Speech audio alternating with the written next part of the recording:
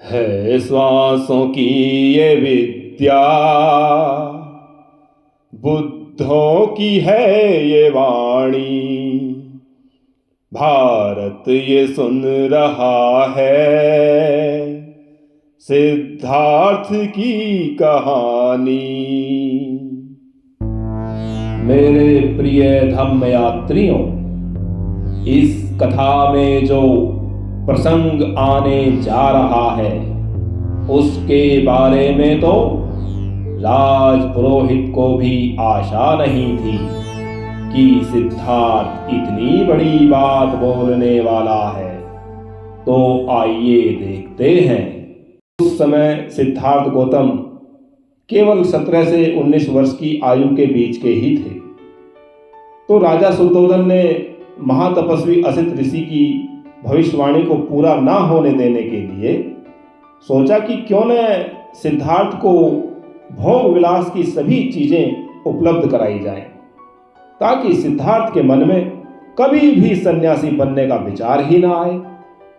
और फिर शुद्धोधन ने सिद्धार्थ के रहने के लिए 3 प्रकार के महल तैयार करवाए, जिनमें एक महल ग्रीष्म ऋतु में रहने के लिए, एक शरद ऋतु में, व तीसरा वर्षा ऋतु में रहने के लिए।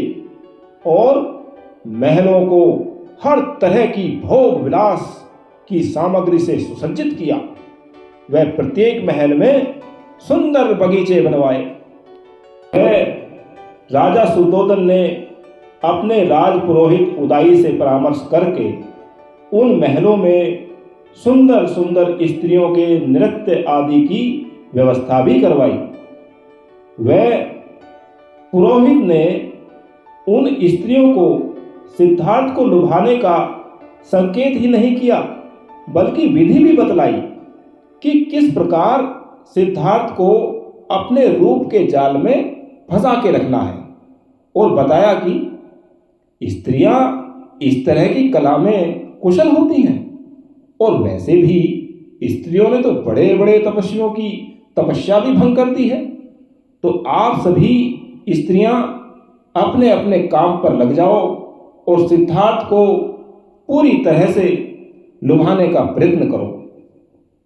उदाई के ये शब्द सुनकर सभी स्त्रियां अपने अपने काम पर लग गई और सभी ने सिद्धार्थ को लुभाने के लिए अपनी पूरी शक्ति लगा दी। उन सभी ने अपने अपने तरीके से, किसी ने अपनी मुस्कुराहट से, किसी ने अजीब तरह से चलकर, किसी ने श्रृंगार करके, किसी ने गीत गाकर, वह अन्य तरीके से प्रयास करके देख लिया। और उन स्त्रियों से घिरा वह तेजस्वी राजकुमार ऐसे प्रतीत हो रहा था जैसे बादलों से निकलता हुआ सूर्य। और सिद्धार्थ पर उनका कोई बस न चल सका। और सिद्धार्थ हमेशा यही विचार करता था कि ये स्त्रियां यह भी नहीं जानती कि यह उनका सौंदर्य कुछ ही दिनों का है। बुढ़ापा एक दिन इस सौंदर्य का नाश कर देगा।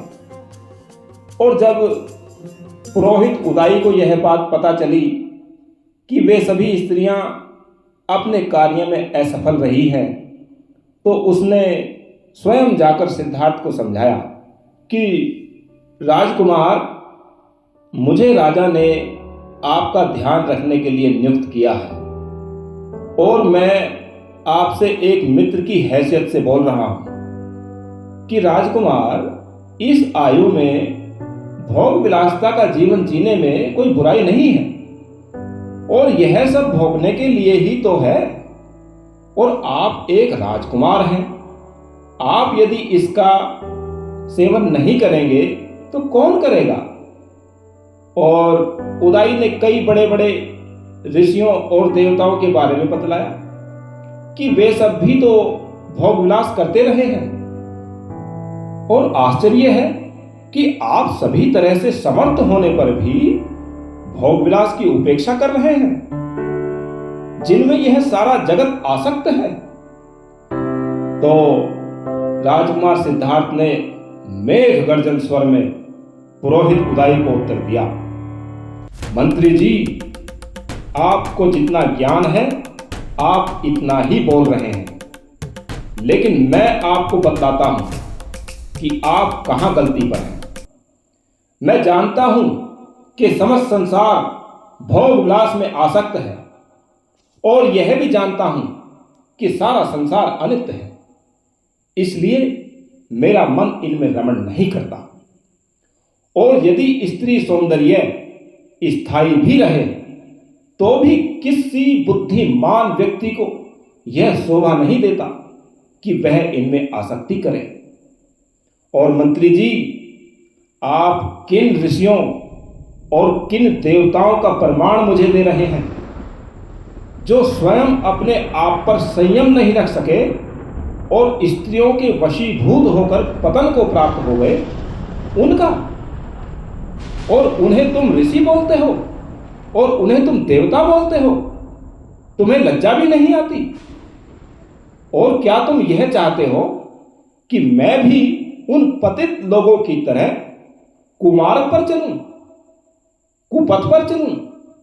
मंत्री जी, ध्यान रहे, इस तरह की अशोभनीय बातें मुझसे फिर न बताना और मेरे स्वच्छ चरित्र को धूमिल करने की कोशिश भी मत करना।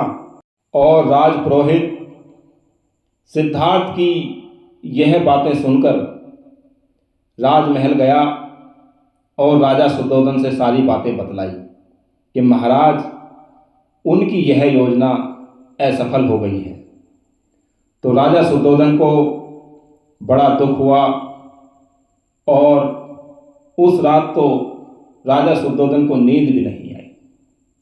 मेरे प्रिय धम्मयात्रियों, आने वाली कथा में आप लोगों का एक बहुत बड़ा भ्रम टूटने वाला है, क्योंकि जो बात मैं उस कथा में बतलाने जा रहा हूं उसके बारे में आपको कभी नहीं बतलाया गया है। भवतु सर्वमंगलं, रक्षन्तु सर्वदेवता, सद्बुद्धानुभावेन सदा सोत्थी भवन्तु ते। आप सभी का मंगल हो।